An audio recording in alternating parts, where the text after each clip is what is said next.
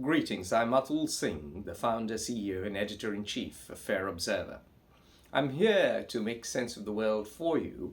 I'll look at complex issues facing the world, and I'll explain them simply and accessibly. That's the goal anyway. What am I going to talk about today? Well, the Ukraine-Russia war, or the Russia-Ukraine war. On 24 February 2022, Russia invaded Ukraine.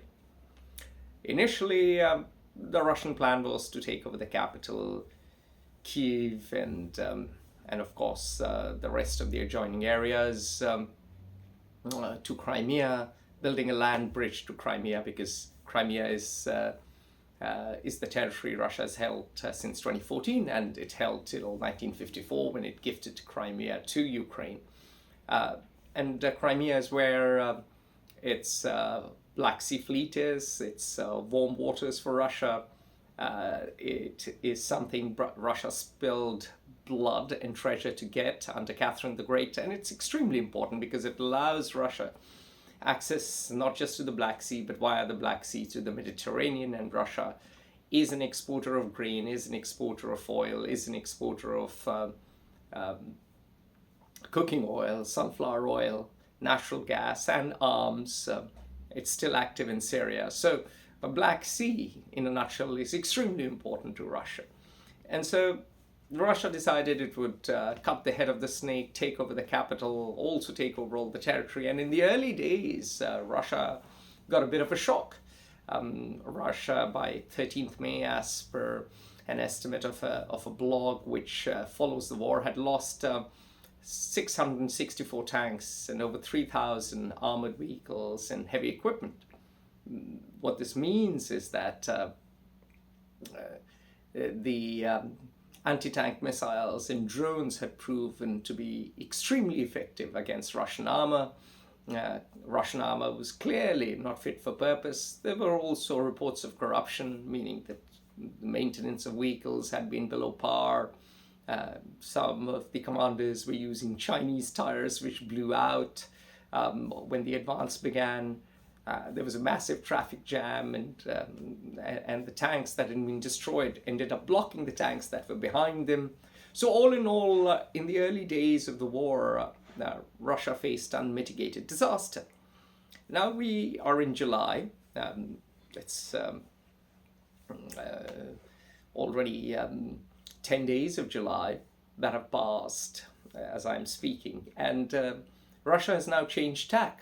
Russia took over a key city in the Luhansk province, Lysychansk, if I remember the name correctly and if I'm pronouncing it correctly. And this is one of the key last remaining cities of Luhansk. So Russia has Luhansk, it has Donetsk, it has come all the way till Kherson, and it's not too far off from Odessa, the one port left with Ukraine.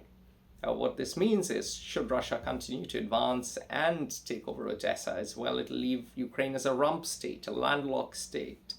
And Ukraine, remember, is an exporter of wheat, corn, sunflower oil, and the loss of the coast would be catastrophic for Ukraine. It would remain as an independent entity because the West is unlikely to fall to Russia, but it would be a moth-eaten Ukraine, which would have very little leverage. And so what we are now seeing in this war is a change in tactics. Gone are the Russian attempts to take over the capital, Kiev. Instead, Russia is doubling down on having Luhansk and Donetsk and the land bridge to Crimea. Russia is engaging in a battle of attrition. There has been indiscriminate shelling of cities, the strategy that Russia used in Syria. In fact, the very commander who commanded troops in Syria is in charge. And bit by bit, in that battle of attrition, because Ukrainians don't have the same munitions, don't have the same manpower, they're bit by bit suffering. Of course, there's the question of if smart Western equipment reaches Ukrainian hands, then Ukraine will be able to push back Russia. This is the economist argument, that arm the Ukrainians to the teeth, give them cutting-edge weapons, and bit by bit the tide of war will turn. And just as Ukraine won some battles before, it'll win them again. Now, it remains to be seen if NATO and more importantly the US have A, the political will, and B, the economic wherewithal to boost its support or boost their support for Ukraine. Even so, even if they were to do it, first they'd have to get the weapons through. They'd also have to get a lot of cash through to stabilize the Ukrainian economy, and then they would have to train people to use these weapons. It's not automatic that the weapons arrive, voila, and you're up and running and fighting. So it's a bit more complicated than a quick fix, and it seems we are now in for a battle of attrition. And remember, there are no foregone conclusions, because Russia has lost a lot of men and material, and morale is low, and perhaps Russian advances are not a foregone conclusion. But if history is any guide, if World War II is any guide, then Russia began disastrously. Stalin completely misread Hitler.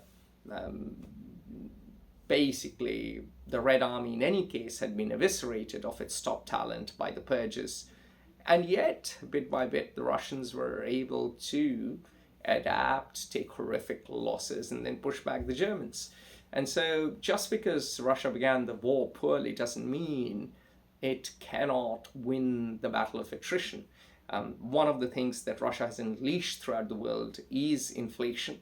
And another thing that Russia has unleashed around the world is 250 million at risk of starvation. And the concomitant spillover effects of that are a debt crisis across the Middle East and Sub-Saharan Africa, our economic pain, and a whole upending of the post-Cold War economic order.